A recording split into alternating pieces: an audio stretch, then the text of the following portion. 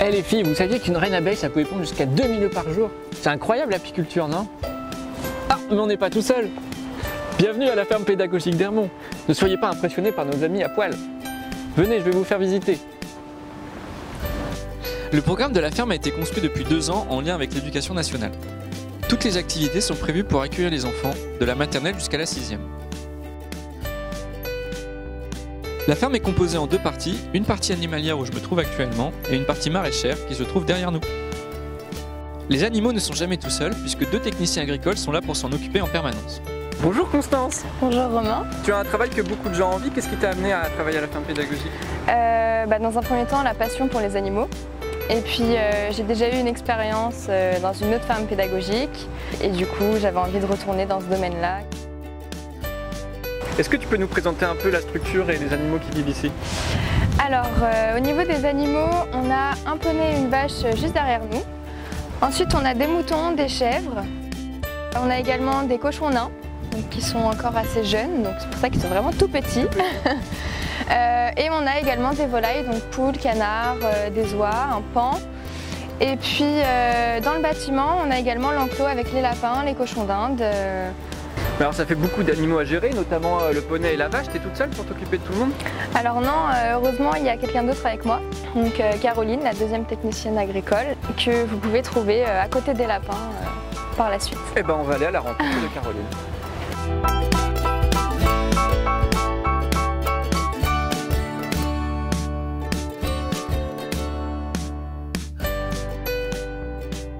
Voici le bâtiment d'exploitation, nous allons retrouver Caroline. Allons la voir. Hey, salut les petits gars! Vous ne savez pas où est Caroline, vous, par hasard? Je suis là! Salut Caroline! Salut! Est-ce que tu peux nous en dire un peu plus sur cet endroit?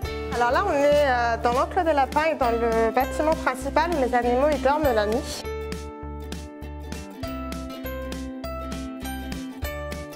Moi, le matin quand j'arrive, je fais le tour pour ouvrir tout ce qui est fenêtre.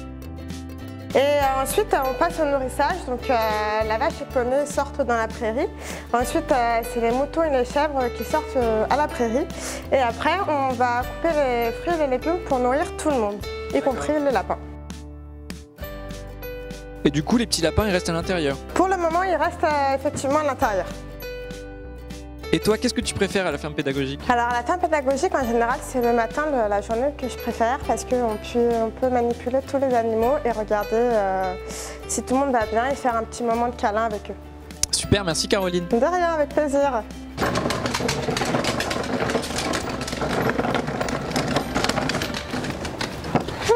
Bon bah maintenant qu'on a vu tous les animaux de la ferme, je vous propose d'aller sur le côté maraîcher.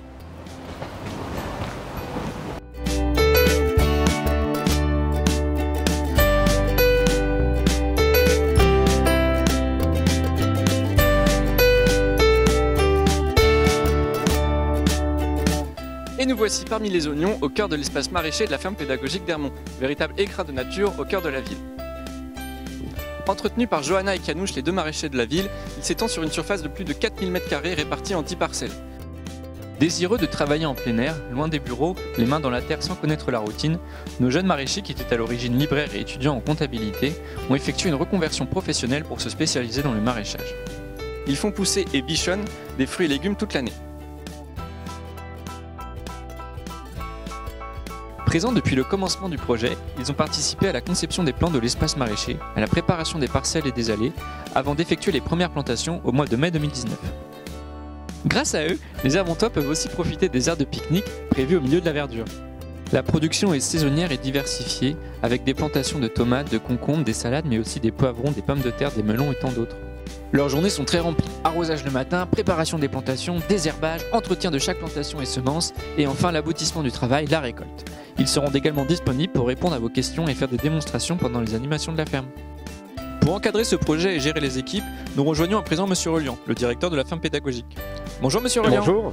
Est-ce que vous pouvez nous parler de la construction de ce projet? Quel était l'objectif de la ferme pédagogique?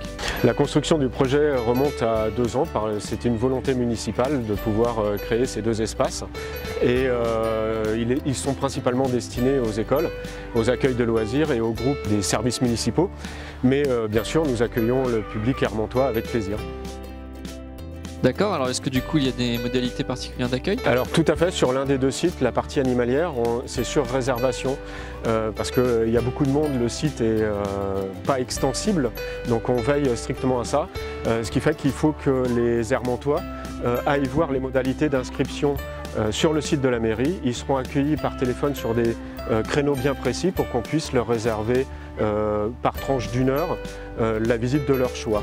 Sur l'espace potager, par contre, c'est en visite libre. Alors quelle est la spécificité de la ferme en termes d'animation? Alors la vraie spécificité du service, c'est je pense son projet pédagogique, parce que c'est un projet pédagogique qui à ma connaissance n'existe pas ailleurs. C'est-à-dire qu'on a développé avec l'équipe des fiches très spécifiques par niveau de classe et non pas par cycle scolaire, pour que tous les enfants d'Hermont, de la petite section jusqu'à la 6e, puissent venir à la ferme pédagogique, voir et faire des choses différentes chaque année. Donc c'est un vrai programme, un vrai parcours pédagogique au sens plein du terme. Et ça, c'est vraiment notre spécificité. Donc chaque année, les enfants auront des animations différentes? Différentes à faire, et les fiches pédagogiques sont appuyées sur les programmes scolaires donc de l'éducation nationale. Ce qui fait que ça permet aussi d'entretenir un lien fort avec ce qu'ils sont en train de voir par ailleurs dans le cadre de leur enseignement. Alors moi j'ai ramené du pain, est-ce que je peux aller nourrir les canards? Alors non, parce que les animaux sont suffisamment nourris par ailleurs, les techniciennes agricoles sont là pour ça. Et en fait, si on leur redonne un surplus de nourriture, ça peut être dangereux pour eux. Donc il vaut mieux éviter. D'accord, mais est-ce que je peux aller caresser le poney? Ça, c'est pas un problème. Vous pouvez caresser les animaux dans la mesure du raisonnable, bien sûr. Mais oui, ça pose pas de souci. Merci Monsieur Reliant. Merci à vous. C'est quoi? C'est des oignons.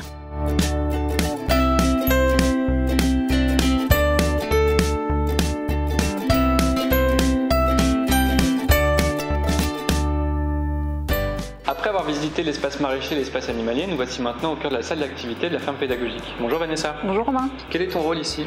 Alors avec Solange, nous sommes les deux intervenantes pédagogiques de la ferme. Donc ici nous sommes dans la salle d'activité qui va accueillir les groupes après ou avant avoir visité l'espace potager et l'espace animalier. Qu'est-ce que vous accueillez comme groupe? Alors sur le temps scolaire, notre public privilégié, ça sera évidemment les écoles maternelles, élémentaires. Et puis sur le temps hors scolaire, on va recevoir évidemment les accueils de loisirs, les centres socioculturels, l'espace jeunesse, le CMEJ, le service prévention spécialisé. Voilà. Et donc dans cette salle, nous proposerons des activités en lien avec les animaux ou les fruits et légumes du potager.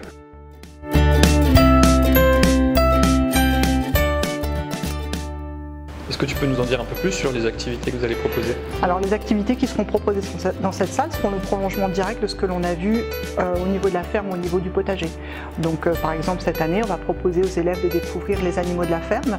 Pour les plus petits, on va apprendre la famille des animaux, comment s'appelle le papa, la maman, le bébé. Pour les plus grands, on va aller jusqu'au principe de la sélection animale qui a fait apparaître les races que l'on connaît aujourd'hui. On va étudier également le cycle de vie des animaux de la ferme, donc comment ça se passe de l'œuf jusqu'à la poule. Puis pour la partie potagère, par exemple, on va étudier les fruits et légumes du jardin. Comment différencier, qu'est-ce qu'un fruit en fait, comment différencie-t-on fruits et légumes en cuisine et en sciences, c'est pas tout à fait la même chose. On va manipuler beaucoup aussi avec les petits, on va observer des graines, on a toutes sortes de petits jeux pour les familiariser avec la vie de la ferme. Donc vous ne resterez pas que dans cette salle, vous allez un peu bouger. Ah bien sûr, tout à fait. Pour chaque groupe qu'on va accueillir à la ferme, nous ferons une partie en extérieur et une partie dans la salle. Eh ben on a hâte de découvrir tout ça. Eh ben à bientôt alors. Merci beaucoup. La ferme pédagogique est un projet qui n'aurait jamais pu aboutir sans le travail quotidien de toutes ces personnes. Nous espérons qu'elle plaira à tous les Hermontois. Alors à très bientôt!